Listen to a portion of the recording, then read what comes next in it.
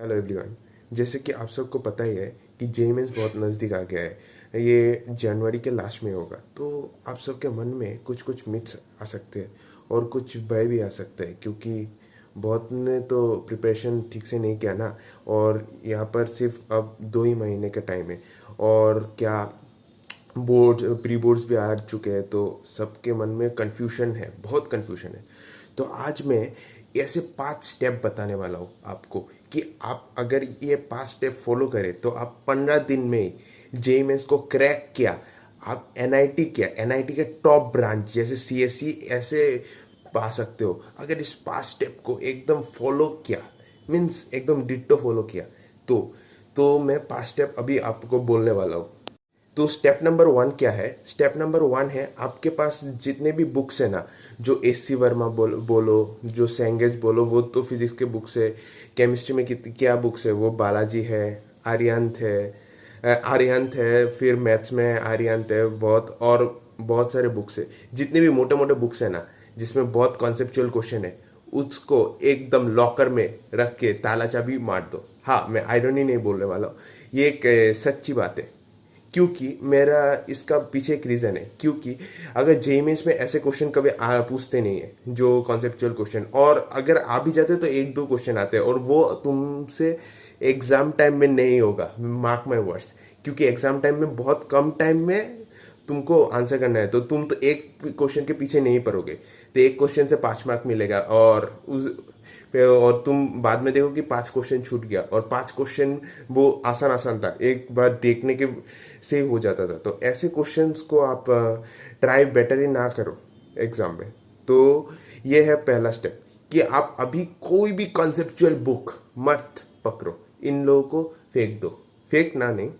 Step number 2 क्या है? Step number 2 है कि आप अभी पीवाईक्यूज करो। और पीवाईक्यूज मतलब ये नहीं कि एआई पे जो एआई ट्रिपल के पीवाईक्यूज है या फिर बहुत पिछले की पीवाईक्यूज नहीं, सिर्फ 50 पीवाईक्यू करो, 50 पीवाईक्यू करो। और ये ऑर्डर से करो कि पहले 2024 का, फिर 23 का, फिर 22 का, इस ऑर्डर में करो। सिर्फ 50 पीवाईक्यू एक चैप्टर से, इससे ज्यादा पीवाईक्यू करने की कोई जरूरत नहीं, इससे हो जाएगा काम। अभी कोई भी लेक्चर मत देखो, टीचर के लेक्चर मत देखो, किसी भी कुछ मीन्स कोचिंग के भी पढ़ रहे हो तो अभी लेक्चर मत ही देखो। अभी लेक्चर नहीं है, अगर अभी भी सिलेबस कंप्लीट नहीं है तो वन शॉट से देखो। और अगर जो सिलेबस पिछले का है और आपके पास वो बैकलॉग है, तो उस बैकलॉग को कंप्लीट करने के लिए आप लेक्चर पूरे मत देखो, अब सिर्फ वन शॉट देखो, और वन शॉट देखो और क्वेश्चंस करो, सिर्फ ये। क्योंकि अभी लेक्चर देखने से आपका दिमाग भी चला जाएगा और क्वेश्चन प्रैक्टिस भी कम होगी, तो इससे मार्क्स इतने नहीं आते। और एक ट्रस्ट मानो, अभी इतने कंसेप्चुअल बिल्ड भी नहीं कर पाओगे, तो बेटर अभी अगर सिलेबस कंप्लीट नहीं हुआ तो लेक्चर मत देखो, सिर्फ वन शॉट करो। तो फोर्थ पॉइंट की तरफ आते हैं। तो फोर्थ पॉइंट में मैं बोलने वाला हूँ कि जो आप अगर किसी भी कोचिंग में पढ़ते हो या फिर किसी ट्रेडिशनल टीचर है आपके पास जो बोलते हैं ज़्यादा पढ़ो, वो कॉन्सेप्चुअल क्वेश्चन अभी करो, तो उनके बात को, मतलब मैं बोल रहा हूँ कि उनके बात को सुनने की कोई ज़रूरत नहीं है, राइट? तो क्योंकि मैं बोल रहा हूँ, वो क्या बोलेंगे आपको कि ज़्यादा क्वेश्चन करो, उनके टारगेट होता है जो एग्जाम में 1 या 2 क्वेश्चन होते हैं ना, जो बहुत टफ होते हैं, उसके पीछे उनका टारगेट होता है, तो उनसे तो तुम्हारा सिलेक्शन तो नहीं होगा। तो इस बात को समझो और इसमें फोकस करो कि तुमको मेजॉरिटी क्वेश्चंस करना है, नहीं ना कि वो जो माइनॉरिटी वाला टफ क्वेश्चन है, टफ सेक्शन को छूना भी मत। वो 1 या 2 आएगा, उसको अगर अटेम्प्ट ना भी करो तो तुम्हारा एनआईटी ट्रिची का सीएससी भी मिल सकता है, अगर बाकी को ठीक से कर सकते हो तो। मीन्स बाकी नॉर्मल पीवाईक्यूज वगैरह ऐसा अगर ठीक से किया तो। लास्ट स्टेप मैं बोलने वाला हूँ जो सबसे क्रूशियल है, वो है शॉर्ट नोट्स।